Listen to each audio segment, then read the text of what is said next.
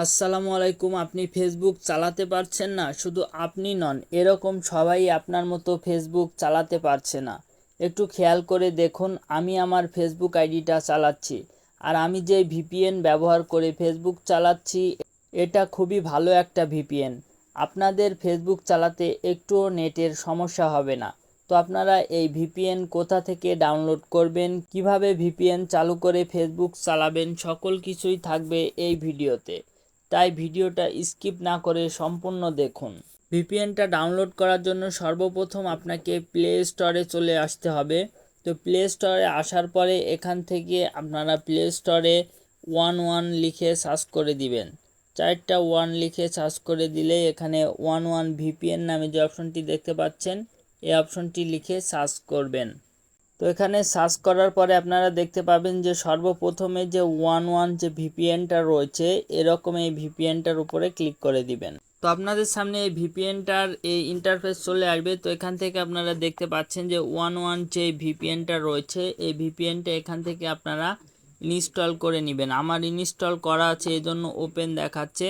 তো আপনারা ইনস্টল করে নেবেন। ইনস্টল করা শেষ হলে ওপেন যে অপশনটি রয়েছে, এই অপশনটির উপরে ক্লিক করে দিবেন।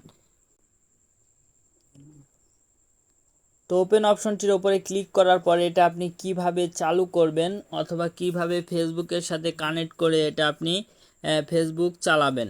তো এখানে আপনারা দেখতে পাচ্ছেন ডিসকানেক্টেড নামে যে অপশনটি রয়েছে, এই অপশনটির উপরে আপনাকে ক্লিক করতে হবে। তো এখানে ক্লিক করার পর এখানে আপনারা দেখতে পাচ্ছেন চেকিং চলছে। তো এখান থেকে আপনারা দেখতে পাচ্ছেন উপরের দিকে যে অপশনটি রয়েছে, এটা যদি এরকম অফ করা থাকে আপনারা এটা অন করে দিবেন।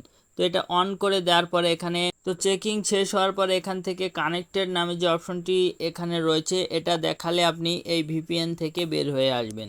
বের হয়ে আসার পরে এখান থেকে আপনারা ফেসবুকের ভেতরে চলে আসবেন। ফেসবুকের ভেতরে প্রবেশ করার পর আপনারা এখান থেকে দেখতে পাচ্ছেন যে আমার যে আইডিটা রয়েছে সেটা এখানে ভিডিও চলছে, সব কিছুই এখান থেকে চলছে সুন্দরভাবে। এখানে কোনো নেটওয়ার্কের সমস্যা হচ্ছে না। এই ভিপিএনটা চালু করে আপনি আপনার ফেসবুক আইডিটা চালাতে পারবেন, এতে কোনো রকম সমস্যা বা ঝামেলায় আপনাকে পড়তে হবে না। তো ধন্যবাদ সবাইকে, আশা করি ভিডিওটা আপনারা বুঝতে পেরেছেন।